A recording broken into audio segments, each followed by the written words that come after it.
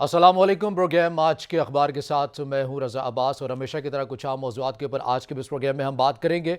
सबसे पहले हम बात करेंगे कि पीडीएम का हमने देखा कि कल एक अहम इजलास होता है जिसके अंदर उम्मीद तो ये जाहिर की जा रही थी कि पीडीएम के हवाले से एक ऐसी तहरीक का अनाउंसमेंट जो है वो ऐलान किया जाएगा जो कि हुकूमत मुखालिफ होगी या धरनों की जानिब अपोजिशन हमें जाते हुए नजर आएगी, या फिर इस्तीफ़ों की जानिब जो है वो जो मुख्तलिफ जो तजावीज़ पीडीएम की स्टैंडिंग कमेटी के अंदर जो तय हुई थी, इस हवाले से मौलाना फजल रहमान कुछ ऐलान करेंगे। मगर पीडीएम के अंदर हमने ये देखा कि मौलाना फजल रहमान ने पीडीएम इजलास के बाद जो प्रेस कॉन्फ्रेंस की उसके अंदर उन्होंने ये कहा कि 6 दिसंबर को एक जायज़ा इजलास दोबारा होगा जिसके अंदर ये जो तजावीज़ है हुकूमत मुखालिफ तहरीक को मज़ीद मजबूत करने के हवाले से उनके ऊपर बात की जाएगी।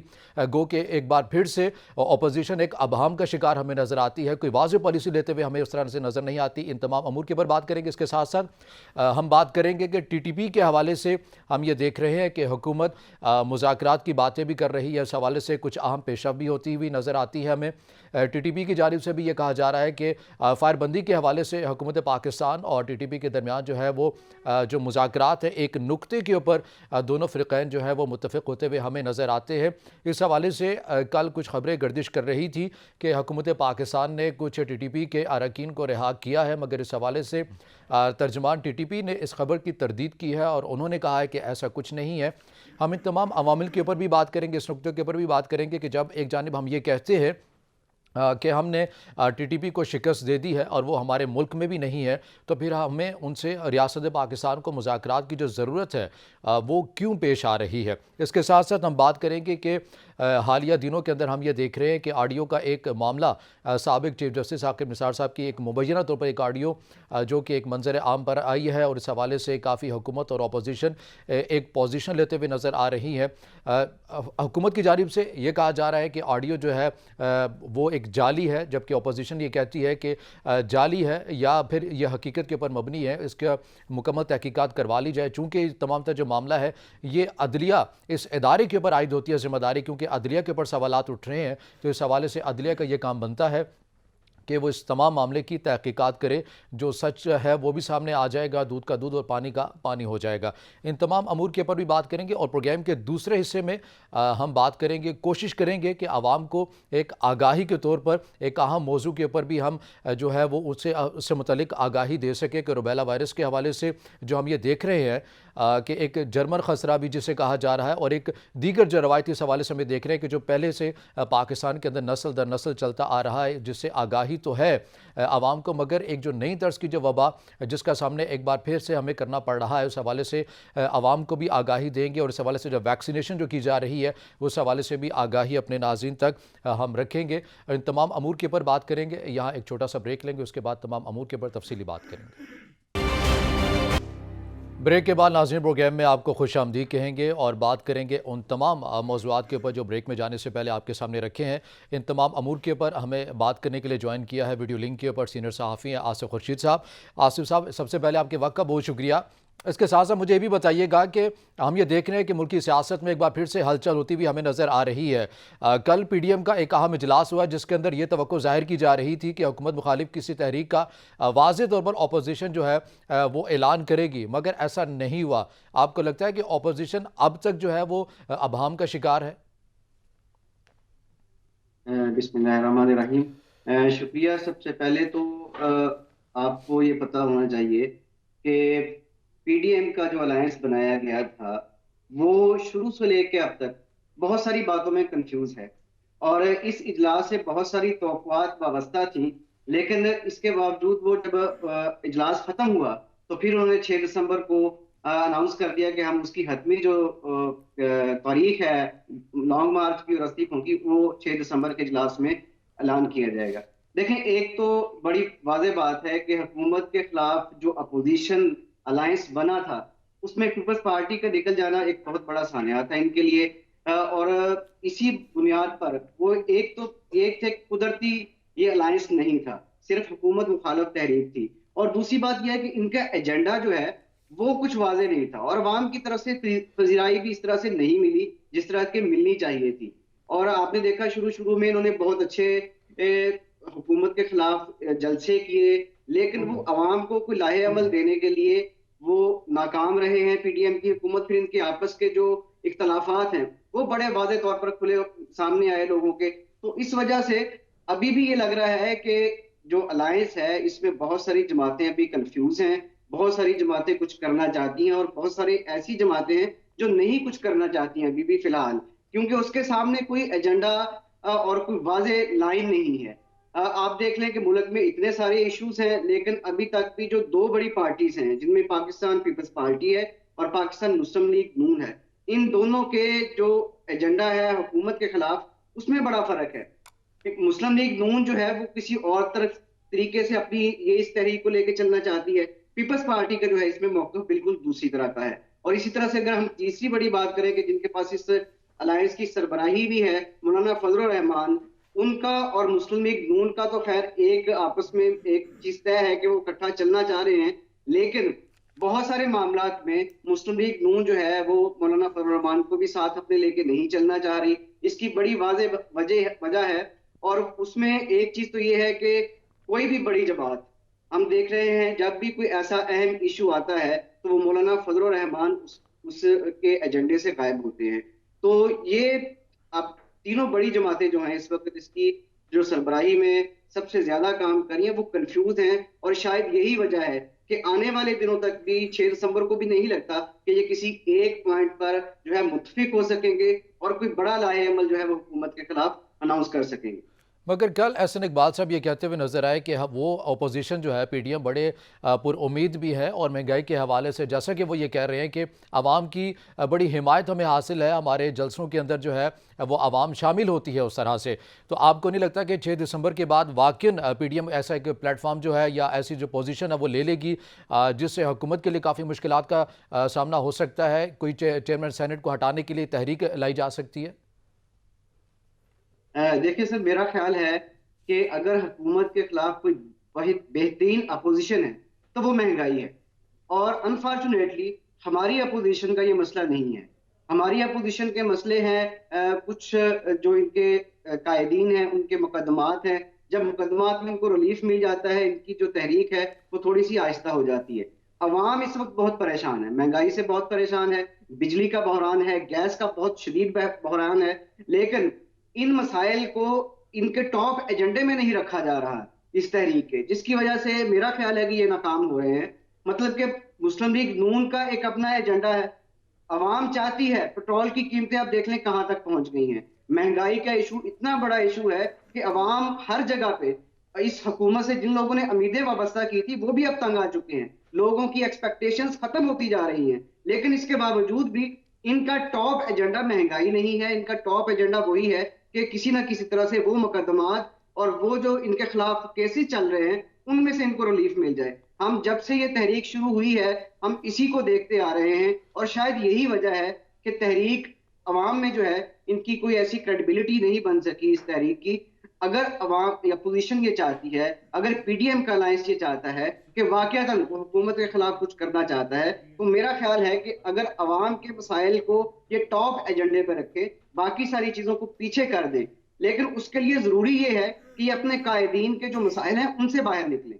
जब तक ये उनसे बाहर नहीं निकलेंगे उस वक्त तक जो है उनकी तहरीक कामयाब होती नजर नहीं आ रही। अगर हुकूमत को कोई चीज नुकसान पहुंचा सकती है तो वो उनका अपना रवैया है, उनकी बैड गवर्नेंस है, उन ये महंगाई का इशू है, गैस का बहरान है। इसके अलावा मेरा ख्याल है कि इस अलायंस में इतनी अभी इस्तेमाल नजर नहीं आ रही, हो सकता है आने वाले दिनों में कुछ बेहतर हो जाए, लेकिन यानी फिलहाल यानी आप ये ऐसी कहना कोई चाह रहे इनकी हैं तरफ। यानी आप ये कहना चाह रहे हैं कि जो पीडीएम है ये वाज़े तौर पर हुकूमत के ख़िलाफ़ उस तरह से पोजीशन लेती हुई अभी ख़ुद ही जो ये फैसला नहीं कर पा रही या इरादतन ऐसा ना करने की कोई ख्वाहिश वो रखते हैं, बल्कि इलेक्शन की तैयारी कर रहे हैं, 1 या 2 या 3 माह बाद जो है वो अपोजिशन में शिद्दत आ सकती है उसकी तहरीक के अंदर। जी जी बिल्कुल, देखें पाकिस्तान पीपल्स पार्टी का जो बिहेवियर है वो हमेशा से एक डेमोक्रेसी की तरफ रहा है, और विद इन दी जो सिस्टम है उसके अंदर रह के तब्दीली वो चाहते हैं। लेकिन इस वक्त जो मुस्लिम लीग नून है और जो मौलाना फजलुर रहमान की जमात है वो ये चाहते हैं कि किसी तरह से ये जो सिस्टम है इसको निपेट दिया जाए। ये तो हम समझते हैं, अवाम भी समझती है इस बात को कि ये इतना काम आसान नहीं है। अगर ये दोबारा इलेक्शन होते हैं तो फिर भी आप ये देखिए कि बर्डन अवाम पे ही पड़ेगा, जो कि पहले ही महंगाई में पिस रही है। अभी हम कोरोना के जो एक बड़े ही बहरान था उससे हम बड़ी मुश्किल से निकले हैं, और एक नया आगे स्मोक का बहरान है पंजाब में। इसी तरह से जो डेंगी है वो बहुत ज्यादा फैल चुका है। तो अवाम तो बहुत सारे मसाइल से गुजर रही है, और अगर आइंदा भी इसी तरह से हुकूमत के खिलाफ जो अलायंस जो हैं वो बनते जा रहे हैं, जो अपना काम कर रहे हैं, उनके एजेंडे के ऊपर अवाम नहीं है, तो फिर अवाम क्या करेगी, कैसे वो इनका साथ देगी। आप ये देखें, इन्होंने लॉन्ग मार्च का अभी तक इसीलिए ऐलान नहीं कर पाए कि इनके लोग तैयार नहीं थे। ये बात नहीं है कि ये करना नहीं चाहते, ये करना चाहते हैं, लेकिन नजर आ रहा है ना कुछ चीजों का। अवाम जो चाहती है वो ये चाहती है कि उनके मसाइल को आगे लेके आया जाए। जब इनको कहीं ना कहीं से रिलीफ मिल जाता है, ये अपने एजेंडे से पीछे हट जाते हैं, इनके बयानात भी खत्म हो जाते हैं, इनकी जो है सॉरी तहरीक जो है वो भी कमजोर पड़ जाती है, इनकी जो सरगर्मियां हैं वो भी कमजोर पड़ जाती हैं। तो अवाम अब ये चाहती है कि अगर कोई ऐसा कोई पार्टी आती है तो वो कोई ऐसा एजेंडा लेके आए जिसमें अवाम सरे फहरिस्त हो, अवाम के मसाइल सरे फहरिस्त। जी। बशीर ख़जाना ने कल एक अहम इंटरव्यू भी दिया है जिसके अंदर उन्होंने ये ऐलान किया है कि अगले हफ्ते तक जो है ये ज़ाहिर किया जा रहा है, तवक्को ज़ाहिर की जा रही है, वो तो बड़े पुरुमीद थे कि हम मिनी बजट जो है वो लेकर आ रहे हैं अगले हफ्ते एक बार फिर से। आपको लगता है कि हुकूमत की जो माशी पॉलिसी है बड़ी वजह बने हैं महंगाई की, या फिर आलमी मार्केट का जो तासुर हुकूमत जो दे रही है उसकी वजह से? देखें, आलमी मार्केट में जो इस वक्त महंगाई का सिलसिला जारी है, हम उससे इनकार नहीं कर सकते, वो एक हकीकत है।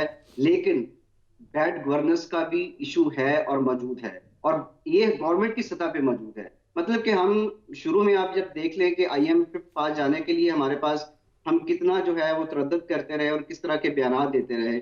असल में बड़ी एक तो वाज़ेह बात है कि हुकूमत की तैयारी नहीं थी, और हुकूमत अपनी मुआशी टीम नहीं बना सकी। हमने दावे तो बहुत सुने हैं इनके, हमने अमली तौर पर इनका कोई ऐसा इकदाम नहीं देखा। आप वजीर खजाना से देख लेना कि इस पोर्टफोलियो को कितनी दफा वो चेंज कर चुके हैं। इनके पास अभी तक यही इनको वाजे नहीं हो रहा कि हमने अपनी मुआशी जो सिमत है वो किस तरफ रखनी है। कभी हम IMF के पास जाने की बात करते हैं, कभी हम IMF से इनकार करने की बात करते हैं, कभी हम कहते हैं कि हमारी पॉलिसी अब दुरुस्त सिमत में जा रही है, कभी हम ये कह देते हैं कि नहीं आलमी सतह पे है। इनके वुज़रा भी जो है वो खुद कंफ्यूज है इस मामले में कि हमने क्या बयान देना है। तो मेरा नहीं ख्याल कि हुकूमत जो बहुत सारी चीजों में हुकूमत खुद जिम्मेदार है, और उसकी अपनी मुआशी टीम इस बात की जिम्मेदार है। शायद वजीर आजम साहब तक कायक नहीं पहुंच रहे, या वो आंखें बंद किए हुए हैं। लेकिन इस वक्त अवाम के जो मसाइल हैं उनके साथ निमटने के लिए कम से कम मुझे ये नजर आ रहा है कि इनकी मुआशी टीम जो है वो इस वक्त दुरुस्त फैसले नहीं कर रही। अभी लेकिन हमने देख ले हुकूमत हुकूमत तो ये IMF के मौक़िफ़ साथ जो अपनाती है, माहिदा किया है हुकूमत तो ये उसमें मौक़िफ़ अपनाती है कि मजीद महंगाई हमारे आ जो गई। मुश्किलात हैं वो साबिक़ा हुकूमतों ने पैदा की हैं, हमारे पास मुल्क चलाने के लिए पैसे नहीं हैं, हमें कर्ज़े के लिए बैरूने जो ममालिक के जो इदारे हैं उनका मोहताज होना पड़ता है। जब हम उनसे पैसे लेते हैं तो वो अपनी फिर शराइत बनवाते हैं। तो इस हवाले से हुकूमत की पोजीशन आप कैसे देखते हैं?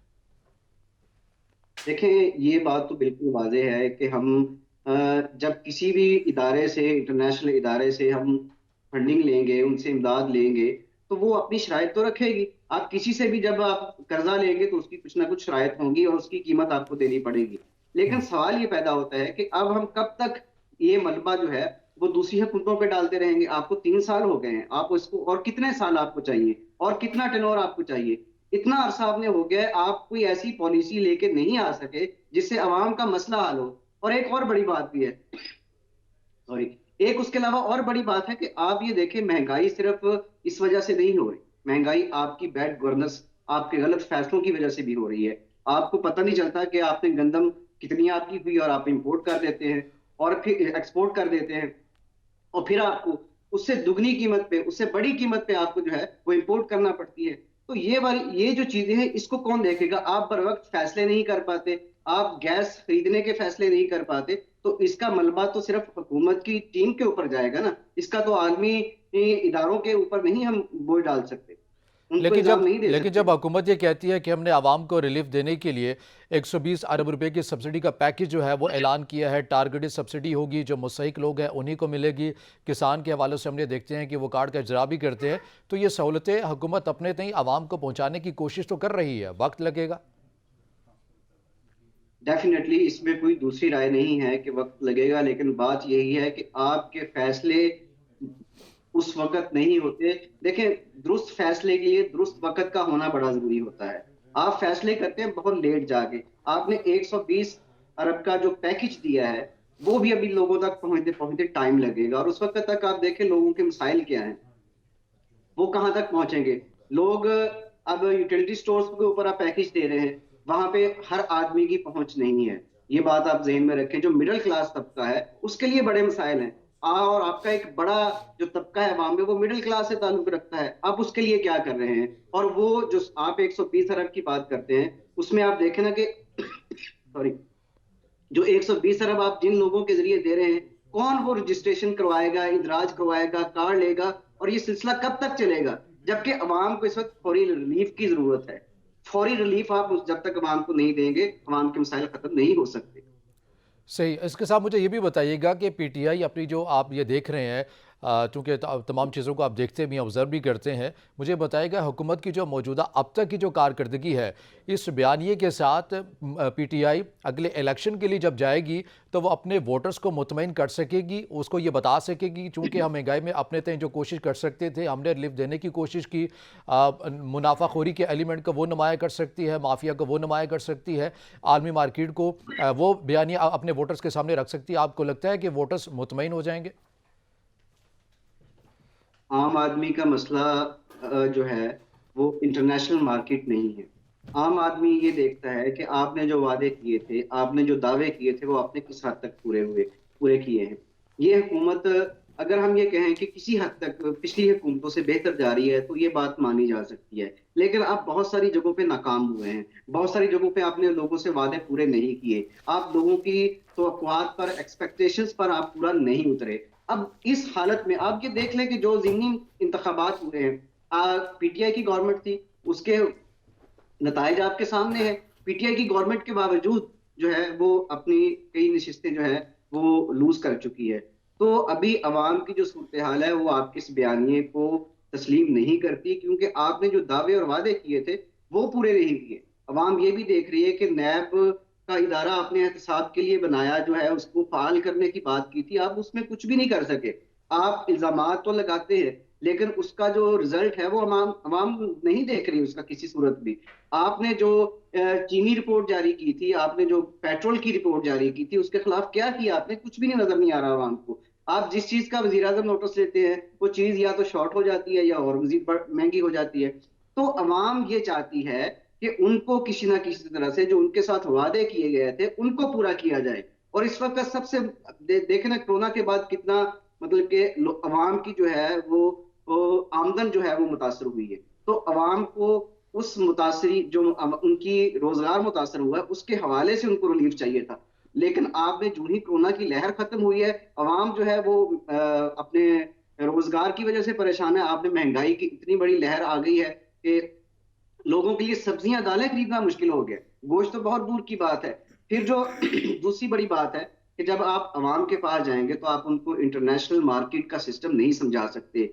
आप आम आदमी की सतह पर जब जाके देखें, वो आपसे तालीम, रोजगार, महंगाई, अशिया की जो है फरामी, ये चीजें वो तलब करता है। वो नहीं समझता कि इस वक्त इंटरनेशनल मार्केट में क्या हुआ है। ये उन लोगों के लिए बात हो सकती है जो रिसर्च करते हैं, जो बैठे हैं ऑफिस में, बैठे हैं जो काम कर रहे हैं। दूसरी बात यह है कि अवाम ये बात भी तो देख रही है कि आपके इर्द गिर्द एक वजीरों की जो फौज है, आपने ये वादा किया था कि आपके पास टीम कम होगी, आपके वजरा की उस तरह से शाहाना अखराजात नहीं होंगे, आपने वीआईपी प्रोटोकॉल खत्म नहीं किया। तो ये सारी चीजें अवाम देख रही है। आपकी सिमत जो वादे किसी वईद हद तक किए हम कह थे, जो सकते हैं वादे कि वईद, आप दुरुस्त ये जा कहना रही है, चाह रहे हैं कि जो लेकिन वादे बहुत वईद बड़े हुकूमत की तवक्कुआत। जानिब से आवाम के साथ जो किए गए थे इलेक्शन कैंपेन के दौरान, जो किए गए थे, वो उसको पूरे नहीं कर सके। आसिफ साहब, मैं आपसे आखिरी मौजू की जानिब बढ़ूंगा। इस हवाले से मुझे ये बताइएगा कि टीटीपी के साथ रियासत पाकिस्तान जो है वो मुज़ाकरात कर रही है। पहले तो हमें ये बताया गया, चूँकि हमने इनको शिकस्त दे दी है, अपने मुल्क से भगा दिया है, तो फिर ऐसी क्या मजबूरी आ गई कि हमें इन्हीं के साथ बैठना पड़ रहा दोबारा?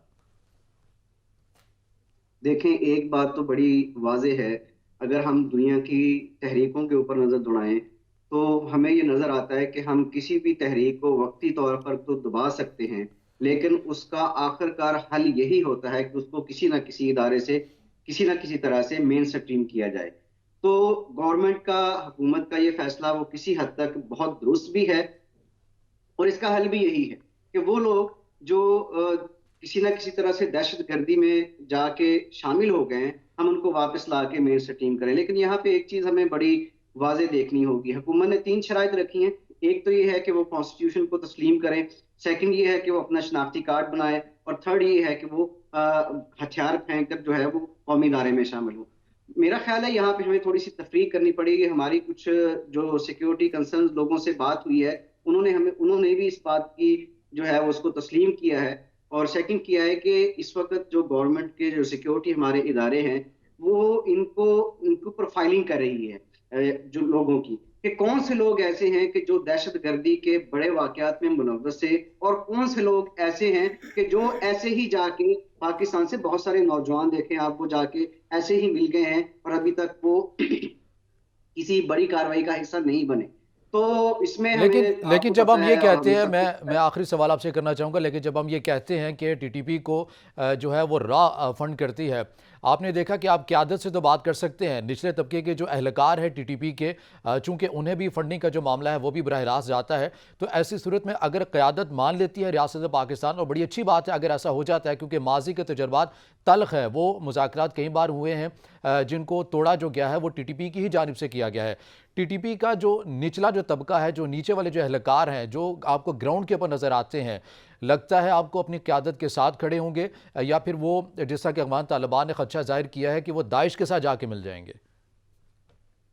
देखिए, इसमें ना मैंने जो आपसे प्रोफाइलिंग की बात की है, पूरी दुनिया में यही तरीक़ाकार राइज है कि हम लोगों की प्रोफाइल करते हैं। इस तरह के जो लोग हैं एक्सट्रीमिज़्म में जाते हैं, जो मिलिटेंसी में जाते हैं, हम उनकी प्रोफाइलिंग करते हैं। प्रोफाइलिंग के बाद ये फ़ैसला होता है कि हमने किसको किस हद तक जो है वो राय देनी है। और मेरा ख़्याल है कि हमारी फ़ौज अल्हम्दुलिल्लाह इस वक़्त बेहतरीन, हम 17 साल से ये दहशतगर्दी की जंग लड़ रहे हैं और इसमें बेहतरीन कारकर्दगी दिखा रही है और दुनिया इसको तस्लीम कर चुकी है और हम भी बहुत हद तक अमल में आ चुके हैं।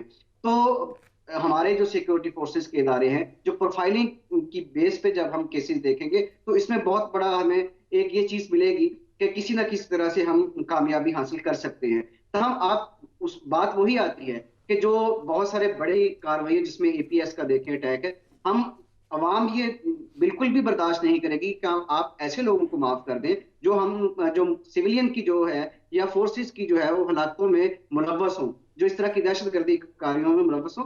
अदालतें हैं, मौजूद हैं, उनके केस चलने चाहिए और किसी को भी इस तरह से मुआफ़ी नहीं मिलनी चाहिए, चाहे वो कोई भी हो। अगर आपने उनको मेन स्ट्रीम में भी लेके आना है, तो अदालतों के ज़रिए उनकी जो सज़ाएँ बनती हैं, जहाँ-जहाँ तक जिसका जुर्म बनता है, वहाँ तक उनको जो है वो सज़ा मिलनी चाहिए और उसके बाद हम उनको जो है वो मेन स्ट्रीम करें। यही एक कायदा और कानून होता है। जब हम कहते हैं कि वो आइन को तस्लीम करे, तो इसका ये भी मतलब है कि वो हमारे कानून को भी तस्लीम करे और कानून के तहत जो है वो सरेंडर करे। आम माफ़ी इस वक़्त ना तो गवर्नमेंट दे रही है, जो हम मेरी इत्तलात हैं और जो हमारे कंसर्न इदारे हैं, जिनकी तरफ से ये तस्दीक भी की जा सकती है कि आम माफ़ी का अभी इस वक़्त अनाउंस नहीं किया गया और उनको जो है ये जो एक खबर फैलाई जा रही थी, उसकी भी तरदीद आ चुकी है कि टीटीपी के किसी भी जो ओहदेदार हैं, उनको भी रिहा नहीं किया जा रहा, उनके लोगों को रिहा नहीं किया जा रहा। तो आइन और कानून को जब तस्लीम करते हुए ये लोग हमारे कौमी इदारे में आएँगे, तो हमें इनको अडॉप्ट करना चाहिए। आखिर ये हमारे मुआशरे के लोग हैं, लेकिन बात वही है कि जिन लोगों ने दहशतगर्दी की है, जिन लोगों ने जो जुराइम किए हैं, उनको सज़ा मिलनी चाहिए। सीनियर सहाफ़ी आसिफ खुर्शीद साहब हमारे साथ मौजूद थे। आपका बहुत बहुत शुक्रिया आपके वक्त का। नाज़रीन, प्रोग्राम में दूसरे मौजू की जानिब बढ़ेंगे और जिस तरह कि हमने देखा कि पाकिस्तान में मुख्तलिफ जो वबाएँ हैं उनके असरात हैं और उससे बराह रास्त यकीनी तौर पर जो है वो तमाम इंसान उससे असरअंदाज भी हो रहे हैं। इनके साथ साथ सबसे पहले अगर बात करें कि कोविड के हवाले से भी जब एक ये इस्तिलाह दुनिया ने सुनी है, लोगों ने सुनी है, तो उस हवाले से काफ़ी परेशान भी हुए, घबराए भी, और उस हवाले से चूँकि इसकी कोई अद्वियात मौजूद नहीं थी, क्योंकि अभी तक तशख़ीस नहीं हो चुकी थी कि कैसे फैला है, किस तरह फैला है, मगर वक्त के साथ साथ दुनिया ने इन तमाम चीज़ों के ऊपर भी कंट्रोल किया है। मगर इसके साथ साथ ऐसा नहीं है कि वबाएँ जो हैं वो आना बंद हो चुकी हैं, आ रही हैं, वक्त के साथ साथ मज़ीद आ रही हैं। हम तो ये दावा करते हैं कि बड़े जदीद दौर में रह रहे हैं और हमारे पास तमाम चीज़ों के राय हल भी मौजूद हैं, मगर इसके बावजूद भी हमें हर किस्म की जो वबाएँ हैं उनके असरात का सामना करना पड़ता है। हम ये देख रहे हैं हालिया दिनों के अंदर फिर से एक नई इस्तिलाह रुबेला वायरस के नाम से हम ये सुन रहे हैं, और जिसको खसरा और रिवायती खसरे से हटकर जो है वो कंसिडर भी किया जा रहा है, और इसके हवाले से वैक्सीनेशन जो है वो भी इसका जो चीज़ें जो हैं वो की जा रही हैं हुकूमत की जानिब से। हम इन तमाम अमूर के ऊपर भी बात करेंगे, मगर यहाँ एक ब्रेक लेंगे, हमारे साथ रहिएगा। ब्रेक के बाद नाज़रीन प्रोग्राम में आपको खुश आमदीद कहेंगे और प्रोग्राम के इस दूसरे हिस्से में हम बात करेंगे रूबेला वायरस के हवाले से और कुछ बात करेंगे डेंगू के हवाले से भी। इन तमाम अमूर के ऊपर बात करने के लिए हमें स्टूडियो में ज्वाइन किया है डॉक्टर मोहम्मद नजीब दुरानी साहब के, जो कि एडिशनल डिस्ट्रिक्ट हेल्थ ऑफिसर हैं। डॉक्टर साहब, सबसे पहले आपके वक्त का बहुत शुक्रिया। शुक्रिया के साथ ही पहला सवाल मैं आपसे ये करना चाहूँगा, चूँकि हम ये सुन रहे हैं कि रूबेला वायरस के हवाले से काफ़ी बातें भी हो रही हैं, लेकिन आवाम में अभी तक उस तरह से एक अभाम बाकी है, पूरी तरह आगाह नहीं है। पहले तो आप नाज़रीन को ये बता दें कि ये वायरस जो खसरा है, ये जो दूसरा जो रवायती खसरा जो जिससे हवाले से आवाम काफ़ी हद तक आगाह भी है, ये उससे कैसे मुख्तलिफ है, इसकी अलामात क्या है और जो इक़दामात हैं, फिर उसके बाद उसके ऊपर बात करेंगे। बिस्मिल्लाहिर्रहमानिर्रहीम। मैं इसमें ये बताना चाहूँगा कि रूबेला एक मीज़ल्स की तरह एक वायरल इन्फेक्शन है। सही। और मीज़ल्स तो most leading cause of death है बच्चों में, जो पाकिस्तान में और मुख्तलिफ ममालिक में। लेकिन रूबेला वायरस जो है ये कॉन्जेनिटल डिफेक्ट्स इसकी वजह से बॉडी में कॉन्जेनिटल एक सिंड्रोम है, जो प्रेग्नेंट औरतों को अगर इन्फेक्शन हो जाए या उन बच्चों को जो बाद में जिनको वायरस से आपने वैक्सीन नहीं लगाई हुई, उनमें ऐसे बच्चे पैदा होते हैं जो गूंगे बहरे होते हैं, जिनमें हार्ट के सेप्टल डिफेक्ट्स होते हैं, जिसको सुराख वाला यानी दिल में सुराख है, आपने सुना होगा। या छोटे सर वाले बच्चे पैदा होते हैं, या ब्लाइंड बच्चे पैदा होते हैं, या फिर वो बच्चे जिनको बाद में डायबिटीज़ मेलाइटस हो जाती है, शुगर यानी, और थायराइड डिस्फंक्शन होता है, या और मुख्तलिफ़ किस्म की ऐसी बीमारियाँ हैं जो कि क्रॉनिक डिसेबिलिटीज़ कॉज करती हैं, और उसके ऊपर बहुत ज़्यादा जो है सर्जिकल और रिपेयर पे ख़र्चा बाद में बहुत ज़्यादा आता है। उन बीमारियों से बचने के लिए वो वायरस जो है उसको एलिमिनेट करने के लिए ये वायरल वैक्सीन दी जाती है, जो रूबेला और मीज़ल। चूँकि मीज़ल भी बहुत लीडिंग कॉज ऑफ डेथ है और दोनों की सिम्पटम्स तकरीबन एक जैसी हैं, दोनों बच्चों में होती हैं। तो एक MR कैंपेन के थ्रू जो है उनको कोशिश की जा रही है कि इस्लामाबाद में और सारे मुल्क में तकरीबन 90 मिलियन चिल्ड्रन को हम अल्हम्दुलिल्लाह पाकिस्तान गवर्नमेंट जो है वो वैक्सीनेट करना चाह रही है। ये तमाम कैंपेन जो चल रही है उसके कैंपेन जो प्रेजेंट कैंपेन से मुतल्लिक भी हमारे नाज़रीन को बताइएगा कि जो कैंपेन है कब से जारी है, कब ख़त्म होगी और क्या क्या टारगेटेड एरियाज़ हैं और किस तरह से मुनज़्ज़म तरीके से ये खसरे की अलामात के बारे में तो आप सबको इल्म है कि उसमें बच्चों को एक रेड स्पॉट्स निकलते हैं और बहुत हाई ग्रेड फीवर होता है, और फिर उसकी कॉम्प्लिकेशंस हो जाती हैं, नमूनिया भी हो सकता है और डेथ भी हो सकती है।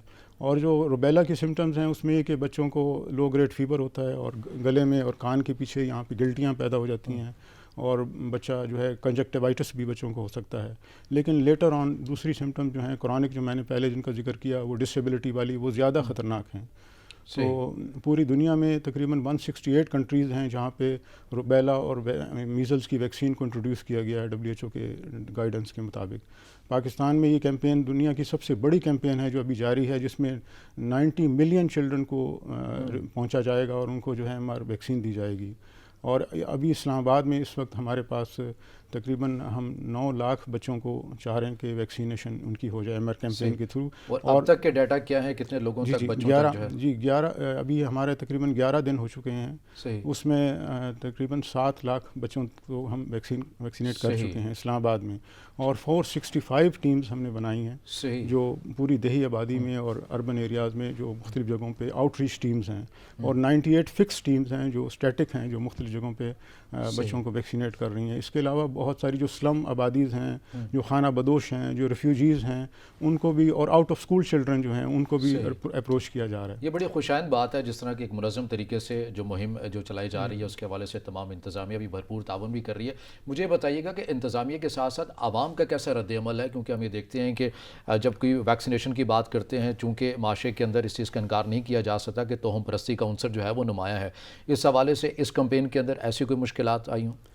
चूँकि आवाम ने कोऑपरेट किया है, आवाम में अब शऊर बहुत ज़्यादा पैदा हो गया है, क्योंकि मुसलसल पोलियो कैंपेन जो हैं 15 साल से जारी हैं, और उसकी वजह से आवाम अब कोई रेजिस्टेंस उसमें नहीं आती। लेकिन इक्का दुक्का केसेस आते हैं रिफ्यूज़ल के, लेकिन उनको मोटिवेशन हमारी सोशल मोबिलाइज़र्स हैं, वो जाके उनको मोटिवेट करते हैं, उनको भी कवर कर लिया जाता है। अब ऐसी रेजिस्टेंस नहीं है जैसे कि 15-20 साल पहले थी। और अभी रिसेंटली जो कोविड के बारे में जो इतनी ज़्यादा अवेयरनेस पैदा हुई और एक किस्म खौफ का आलम था, उसमें वैक्सीनेशन की तरफ बहुत ज़्यादा कम्युनिटी का रुझान हुआ, बहुत ज़्यादा। और लोगों की तरफ से सवालात तो आते होंगे कि आप खसरा की वैक्सीन कर रहे हैं, हम तो पहले ही कर चुके हैं, उनको यानी इस तरह के जो सवालात का सामना करना पड़ता है, इंतज़ामिया इन सवालात को कैसे डील करती है? देखिए 9 माह से लेके 15 साल तक के बच्चों को जो है ये मीज़ल्स और खसरे की एक किस्म का जिनको लग चुका है उनके लिए तो बूस्टर डोज है, उनके सही, लिए तो अच्छा। ज़्यादा इफेक्टिव है ठीक। कि उनको ज़्यादा दोबारा से इम्यूनिटी जो है उनकी स्ट्रांग हो जाएगी। और फिर वायरस जो है वो अगर फैल रहा है किसी आबादी में, तो अगर आप 40 to 90% लोगों को इम्यूनाइज कर दें तो वायरस का वजूद उसको उसके पास कोई सर्वाइवल के लिए कोई जगह नहीं रहती सही। और वायरस उस माशरे से एलिमिनेट हो जाता है। तो मैक्सिमम आबादी को हम कोशिश कर रहे हैं कि जो बच्चे और एडल्ट्स हैं जो 15 साल तक के, उनको वैक्सीनेट किया जाए। और जो अमेरिकाज़ हैं, जो नॉर्थ और साउथ अमेरिका, वहाँ तो 250 मिलियन एडल्ट्स को वैक्सीनेट किया गया इसी रूबेला वैक्सीन के साथ, ताकि ये डिसेबिलिटी जो परमानेंट डिसेबिलिटीज़ हैं, जो डेफनेस है और डेफ एंड डम बच्चे हैं और ब्लाइंडनेस है, अच्छा, हमने ये डायबिटीज़ है। देखा कि कोविड में चूँकि माहिरीन की जानिब से बताया गया कि बच्चे और जो बूढ़े हैं वो ज़्यादा इस वबा से मुतासिर हो सकते हैं। इस हवाले से एज ग्रुप रूबेला वायरस के हवाले से क्या है, किन एज ग्रुप को ये ज़्यादा टारगेट करता है? जी, ये तो एक तो बच्चे हैं जो 1 से 15 साल तक सही। है, 9 मंथ से ठीक ऑनवर्ड, है। उनमें मीज़ल्स और रूबेला की बीमारी का हमला होता है। और फिर प्रेग्नेंट लेडीज़ हैं, अगर प्रेग्नेंट लेडीज़ को अच्छा। में वायरस पहले से मौजूद हो या वायरस उनको इन्फेक्शन हो जाए तो वो फीटस में जो बच्चे को ट्रांसमिट कर देती हैं। और फिर वो बच्चे जो हैं उनमें 90% चांस होता है कि वो उस माजूरी के साथ पैदा होंगे, बाद में उनको माजूरी हो जाएगी। तो यानी कि प्रेग्नेंट लेडीज़ जो है वो भी टारगेट हैं। लेकिन जब आप एक मेजॉरिटी ऑफ द बच्चों को आप वैक्सीनेट कर देंगे तो वायरस जो है उसकी ट्रांसमिशन रुक जाएगी। तो यानी एक बच्चा स्कूल में जाता है तो बहुत सारे स्कूल को ख़तरा होता है कि उसको वायरस ट्रांसमिट करेगा। तो जब वैक्सीनेटेड बच्चे होंगे तो उनमें उसमें ट्रांसमिशन रुक जाएगी। अच्छा, इस हवाले से एहतियाती तदाबीर क्या होती हैं? वैक्सीनेशन तो हम जो है वो तो एक सिलसिला चलता रहेगा, जैसे हमने देखा कि कोविड के दिनों में ये मास्क के ऊपर काफ़ी तलकीन भी की गई। वजूहात क्या समझते हैं कि बदलती हुई जो माहौल की जो तब्दीली है ये उनसर होती है ऐसी वबाई जो चीज़ें हैं उनको दावत देने के लिए? इसका माहौल से कोई ताल्लुक़ नहीं है, तो वायरस है जो सर्वाइव कर रहा होता है किसी न किसी जगह पे और वो फिर ज़ाहिर हो जाता है, बच्चों से बच्चों को फैलता है।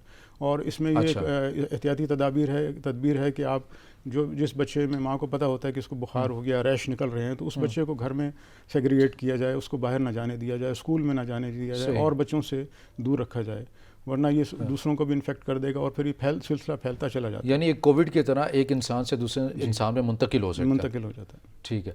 अच्छा डॉक्टर साहब, इस हवाले से अगर आप कोई मज़ीद भी बात करना चाहते हैं तो ज़रूर करें, लेकिन इसके साथ साथ मैं आपसे सवाल करना चाहूँगा डेंगू के हवाले से। चूँकि हमारी जो आवाम है उसको इस चीज़ का भी जो है वो सामना है, मौसमी बीमारी है हर लिहाज से। हमें ये पहले पता होता है कि सर्दियाँ आएंगी तो डेंगू का जो उनसर है वो नुमाया होगा इस हवाले से। तो मुझे ये बताइएगा सबसे पहले कि इक़दामात के हवाले से तो चीज़ें आप ज़रूर बताएं, लेकिन हमारा क्या निज़ाम सेहत इस चीज़ में अभी तक इस स्टेज के ऊपर या इस नहज के ऊपर नहीं पहुँचा है कि हमें चूँकि आगाही है कि ख़ास मौसम के अंदर ये वबा आती है, तो हम पहले से कुछ ऐसे इक़दामात कर लें कि कम से कम किया जा सके, अगर ख़त्म ना किया जा सके तो। डेंगू में एक पॉजिटिव पहलू ये है कि ह्यूमन टू ह्यूमन ट्रांसमिशन नहीं है, एक इंसान से दूसरे इंसान को नहीं लगती। इसके लिए एक वेक्टर चाहिए जो मॉस्किटो है, जो वायरस को लेके दूसरे इंसान तक मुंतकिल करता है। तो अगर आप वेक्टर को कंट्रोल कर लें तो इनडायरेक्टली बीमारी को कंट्रोल कर लेते हैं। और जो वेक्टर है वो उसकी जो सर्वाइवल है, उसका जो ब्रीडिंग साइकिल है, उसको अगर ब्रेक कर दें तो भी उस पर कामयाबी हासिल की जा सकती है। और solid waste remains a very important risk factor इसके प्रोपेगेशन के लिए, इसकी ब्रीडिंग साइट्स जो हैं। तो हमारा सबसे ज़्यादा इस वक्त जो फोकस है वो रेस्पॉन्स का जो फोकस है डेंगू पे, वो ऐसी साइट्स हैं जहाँ पे हॉट स्पॉट्स हैं, जहाँ पे सॉलिड वेस्ट स्विफ्ट डिस्पोजल नहीं है। आप देखें वो एरिया इस्लामाबाद के या वो कॉलोनीज़ या वो सोसाइटीज़ जहाँ पे सॉलिड वेस्ट स्विफ्ट डिस्पोजल है, वहाँ पे केसेस नहीं है। सही। जहाँ पे सॉलिड वेस्ट डिस्पोजल नहीं है, जहाँ कचरे के ढेर हैं, जो रूरल एरियाज़ हैं, जहाँ पे डंप्स हैं, वहाँ पे बीमारी बहुत ज़्यादा है। सही। तो इसलिए कंट्रोल ये किया जा रहा है कि वेक्टर को कंट्रोल किया जाए, और वेक्टर कंट्रोल होगा जब उसकी ब्रीडिंग साइकिल को ब्रेक किया जाएगा। और फिर दूसरा बहुत बड़ा इफेक्ट, पॉजिटिव इफेक्ट हमारे पास टेम्परेचर का है। जब टेम्परेचर 18 डिग्री से कम हो जाता है तो मॉस्किटो को इट लूजेस पावर, उसकी जो है उस ब्लड सक करने की और उसकी सर्वाइवल की, उसकी ब्रीडिंग की वो ताकत ख़त्म हो जाती है, या तो वो मर जाते हैं या फिर हाइबरनेशन में चले जाते हैं। सही। तो इंतज़ामिया की जानिब से काफ़ी जो खुशाइन जो इक़दामात हैं वो तो अपने तय जो किए जा रहे हैं। आखिर में मैं आपसे चाहूँगा कोई पैगाम देना चाहें रूबेला वायरस के हवाले से लोगों की आगाही के लिए या डेंगू के हवाले से? देखिए, मैं इसमें सिर्फ ये कहना चाहूँगा कि हमारी सारी आबादी को चाहिए कि अपने बच्चों को हम ज़रूर वैक्सीनेट करें। ये it is a blessing in disguise, एक बहुत बड़ी नेमत है जो हुकूमत ने बहुत बड़ी एफ़र्ट करके हमें ये कैंपेन शुरू की है। और दुनिया में सबसे बड़ी कैंपेन है कि 90 मिलियन बच्चों को जो है ना वैक्सीनेट किया जा रहा है। इतना बड़ा टारगेट है और हम इस्लामाबाद में टारगेट से आगे जा रहे हैं। हमने 9 लाख बच्चे वैक्सीनेट करने थे 27 तारीख तक, अब तक हम तकरीबन 7 लाख हम कर चुके हैं, अचीव कर चुके हैं। तो आप अपने बच्चों को भेजें करीब तरीन जो वैक्सीनेशन पॉइंट्स हैं वहाँ पे, और ये डोर टू डोर कैंपेन नहीं है, ये वैक्सीन पॉइंट्स हैं, वहाँ पे बच्चों को लाया जाता है, सोशल मोबिलाइजर उनको बुलाते हैं, कौंसलर लेवल के ऊपर सारी चीज़ें हो रही हैं, यूनियन काउंसिल लेवल पे, हर जगह पे, हर गली में, हर मोहल्ले में लोग, टीमें हमारी फिर रही हैं येलो वर्दी में, येलो कैप्स वाली, वो लेडीज़ हैं, वैक्सीनेटर्स हैं, वो सोशल मोबिलाइजर्स हैं, वो लोगों को मोटिवेट करते हैं घरों से, उनको पता है बच्चे कहाँ पे हैं। पाकिस्तान दुनिया में सबसे बेहतरीन सर्वेलेंस सिस्टम जो है पाकिस्तान में पोलियो सर्वेलेंस सिस्टम है। उस सिस्टम के ज़रिए से ये कैंपेन भी चलाई जा रही है, उन टीमों के ज़रिए से।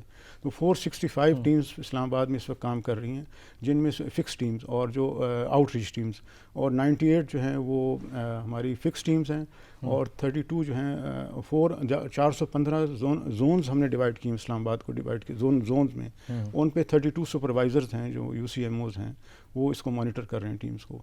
फिर WHO और यूनिसेफ और इन सब के ताउन से गावी के ये मॉनिटर किया जा रहा है। पोलियो के हवाले से हमारे पास जो चीज़ें हैं वो काफ़ी खुशाइंद में अब एदाद शुमार उस हवाले से पोलियो में तो बहुत बड़ा सक्सेस स्टोरी है कि इस साल पाकिस्तान में कोई केस नहीं। बिल्कुल, इस साल ये फरवरी से लेके ऑनवर्ड अभी तक कोई केस नहीं हुआ, और अगला साल भी अगर विदाउट केस हो जाता है तो फिर पाकिस्तान को पोलियो फ्री का सर्टिफिकेट मिल सकता है, इंटरनेशनल जो मिल जाता है। ये अच्छी चीज़ है कि इसके अंदर आवाम ने और यकीनी तौर पर आप जैसे या मुतलका जो इदारे हैं उन्होंने काफ़ी काविशें भी की हैं, और इस ज़िमन के अंदर हमने देखा है कि बड़े एहलकार जो हैं उन्होंने अपनी जानें भी दी हैं और इस पूरे मुल्क को वबा से महफूज बनाने के लिए।